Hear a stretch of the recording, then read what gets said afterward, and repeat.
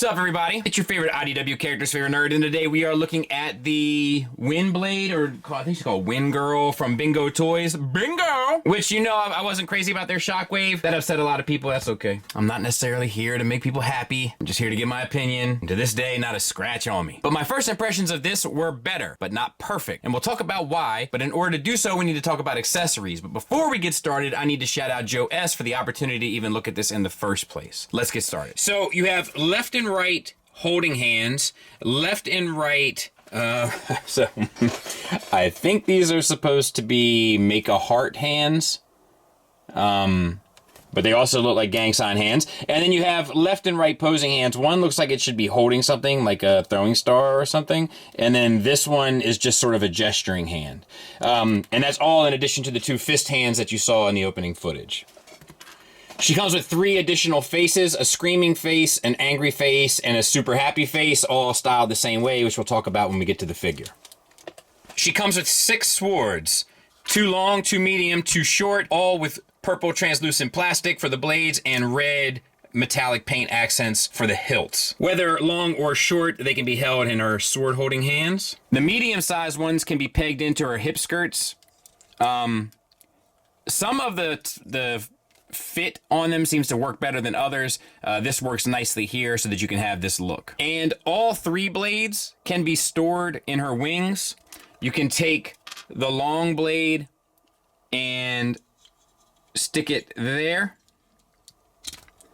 Then there is the short blade, and you'll know because it has 2 tabs on each side, and there's 2 hole, or not tabs, but pegs rather. And that'll go in the middle one. And then if you lift this up to expose that, you can take your medium sword, which I should be able to find, and slide that in as well. And then you have all of them kind of stowed in the wings, which is a cool look. Now, to utilize the swords in alt mode, there's this single open segment right here, and if you slide in your sword, you got to be careful because it's got to be just at the right angle. That's where the longer sword sits on both sides. Then you take your other 2 and take the peg on one and align it with the hole on the other, connect them, and then use your tab here to peg in right there. And do that on both sides, and we'll take a look at it. And there it is. And I mean, like, this is much better looking than just the jet by itself, which we'll show during the video. It certainly adds the flair to it, but as you'll see, this thing has its own set of issues and circumstances that we'll address here shortly. You also get this piece, which I have no idea what it does, but you can insert the handles into it if you want to store the sword somewhere. But other than that, I can't find a way for it to connect unless you use the regular connection points alongside with it. You also get a display base or flight stand. You get 2 separate adapters. You get a hinge here at the bottom. This pegs in. It's tight also. Be careful, translucent plastic. And then you have this piece which holds tension there if you so choose. For the figure itself, you don't necessarily need it. And then you have your peg here at the top, which if you take your figure, she has a hole in her nether region, so to speak, that it will peg into. Once again, very tight fit. And that's how it's utilized. It's just not good connections. They're not toleranced properly. I've been messing with this thing a whole lot more, and I'll be honest with you, I don't think it's great. But in order to utilize it for jet mode, I just figured that you could just use this, like this as like a supporting stand, but it seems like you're supposed to actually combine these, so... And the tolerance is off on this as well. But spin that around, and then these are all modular, so it all comes apart. Perhaps a little too bloody easy, if you know what I mean. And then this piece the centerpiece there will actually go into a peg, or a hole rather, inside of her chest that that you'll see in the video. I thought a piece fell out of. You know, and then you have the flight stand, and it works much better for the jet than it does for the figure. But still, it's like, it's not user friendly. It's kind of a pain. And we'll get in tight on the head sculpt for Dennis, and I love it. I absolutely love it. Stylized in all the right ways. Fantastic. The paint is beautiful. The black is a flat plastic. The gold is painted on top. The metallic blue is painted on top. The white on the face is painted with the red on top, and then green metallic eyes. It looks super alive. Absolutely fantastic. For an extra bit, they have this thing on the back here, which kind of represents, I think, a bow. Just clever stuff. Love to see it. Tampo paint on there as well. The head is on a ball peg connected to the neck. The neck is also on a hinge that connects to the backpack. Using both, you can get the head all the way down. All the way, well, not all the way up, but a good bit up. You have to sort it out again. Like, that is a little bit obnoxious just because of the transformation of it.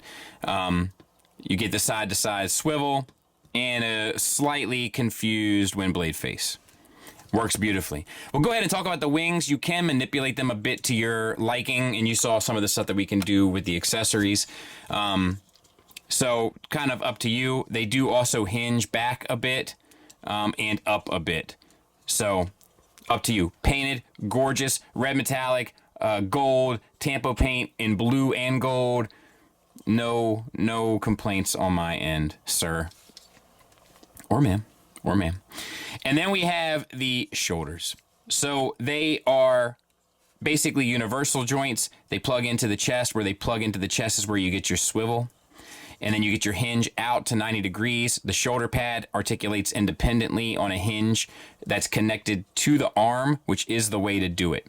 We have Tampo paint on the shoulder pad and then red accents along the way, as well as a very subtle blue accent that they probably didn't need to do, but they did it, and I respect that. We have a bicep swivel.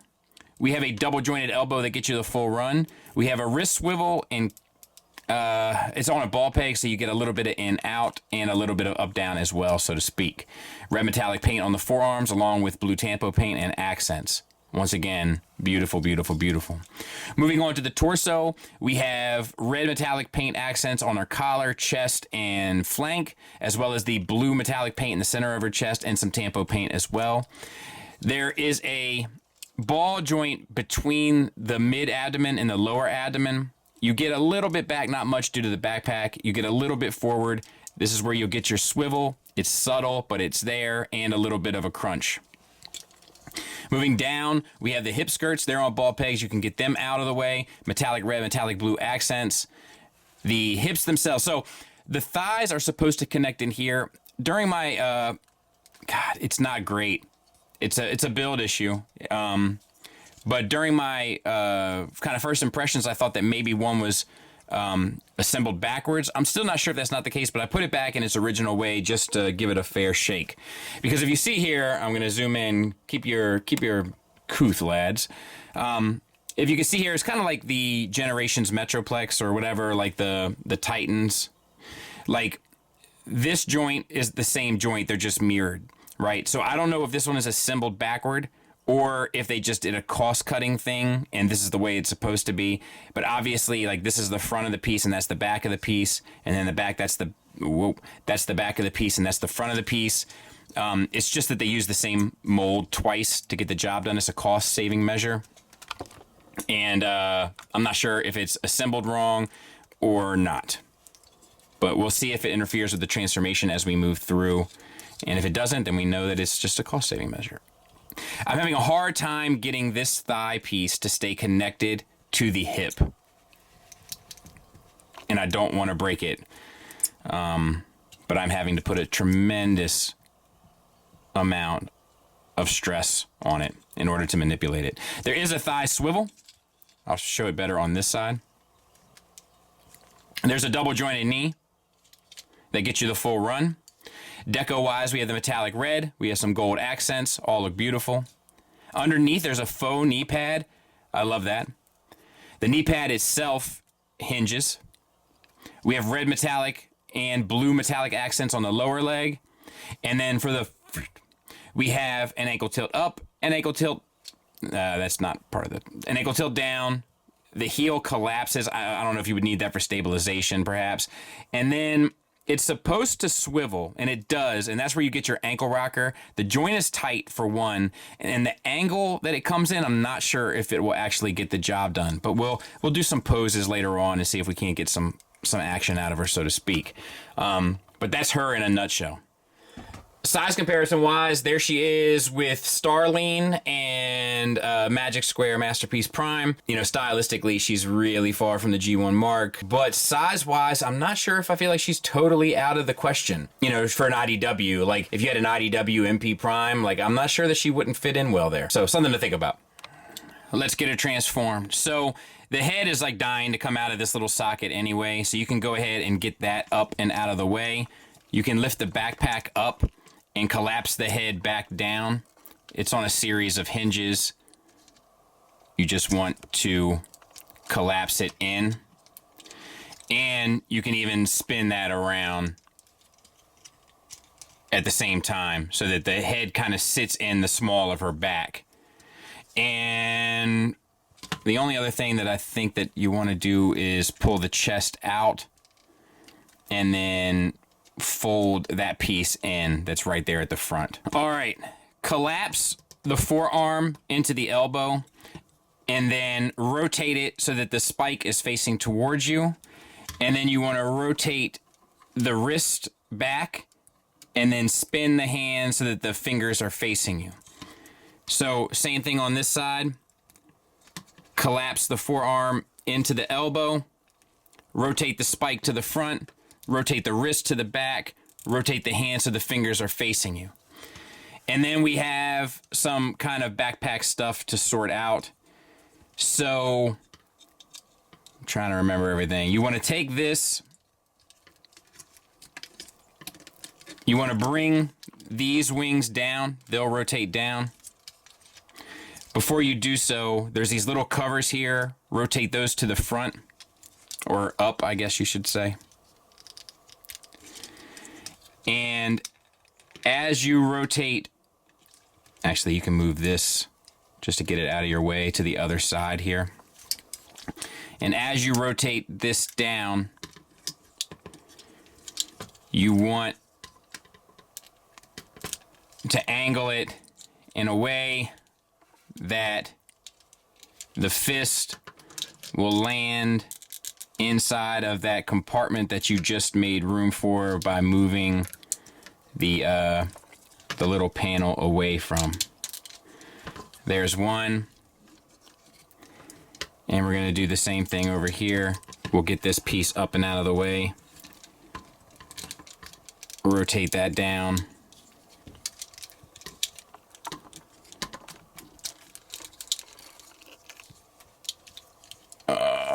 Just got to make sure the angle's right. And there's the other. It's like a lot of like lining things up. It's not like they like sit naturally or like peg into something. So like when you get to this stage, you can kind of start cleaning it up a bit. Make sure that these pieces are open here. And you can open these pieces here. Collapse this kind of stuff forward. The nose cone sits deep in there. I got to clean up some of this stuff. And then the chest plate comes around and tabs into the bottom here. But I'm having a hard time kind of... What just fell? Something just fell.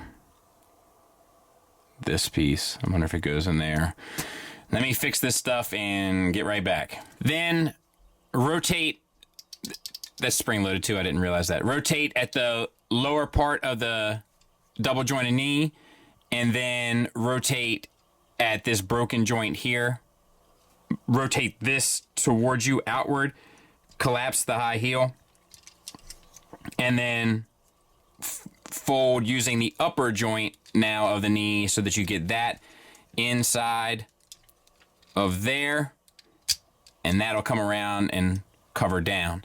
So we're going to do the same thing, rotate at the bottom joint, rotate at the collapse heel, or not the collapse heel, but the collapse shin, then spin outwards, then collapse the heel, then rotate at the top joint, and tuck this all inside as you go, and then bring this around and close it in. And we've already looked at this with the swords in, so we're just going to look at it without. And like I said, this isn't 100% right because, well, maybe that is actually. It's just hard because like not everything plugs in and a lot of stuff just kind of sits in a place. Plus these joints don't lock in properly, so there's a lot of just wobbliness about this thing in general. It seems like engineering is where Bingo Toys sort of throws out the baby with the bathwater, as it were, in my opinion. But, you know, sleek enough. Paint comes through beautifully. That piece that fell out was one of these centerpieces here. There's like a screw underneath and it just covers down. You know, cockpit has the translucent plastic. It might even lift up. It looks like it should, but I'm not going to force it. Translucent plastic accents there look nice. All of the kind of Tampo paint and stuff, the fans look good. You know, I just wish it was a little bit more put together. The landing gear is here, you know, and it works kind of well enough. It's not great either, to be honest. But there it is next to Tiger Track, so about the size of a Masterpiece car, which is fine. Yeah, I mean, it's okay. You know, it's okay.